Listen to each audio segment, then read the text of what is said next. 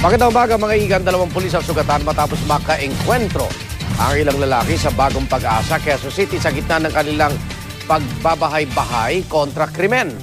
Arestado naman ang ilan sa mga gunman. Darito ang report ni Oscar Oida.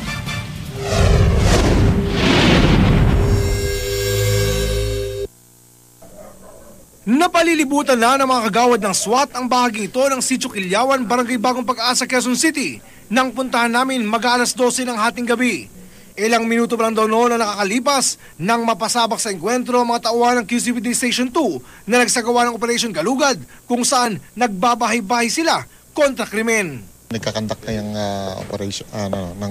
operation yung station, yung personnel namin. Habang may tutumbukin sanang kwan dito sa loob, may target. Nakasalubong ng tao namin yung naka-encuentro nila na tao. So nagkaputukan kagad, naunahan sila pero nakabaril naman yung pulis natin. Yun nga lang, yung dalawang nauna, yun yung naunang tamaan. 2 pulis ang sugatan sa nasabing enkwentro.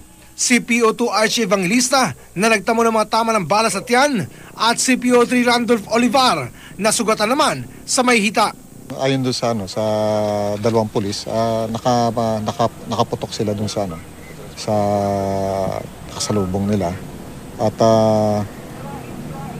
yun ang bine-verify natin ngayon. Ilang minuto ring sinuyod ng mga pulis ang lugar bago nila natunton ang umano'y 2 sa mga nakabarilan ng mga sugatang pulis. Nakilala ang 2 sa mga alias na Parok at Rubis. Yung 2 dinala natin ay ito yung sinasabi dito na laging nagpapaputok ng barel at ito yung isa kilala din na hold upper at kailan tulak dito sa loob ng Quilyawan.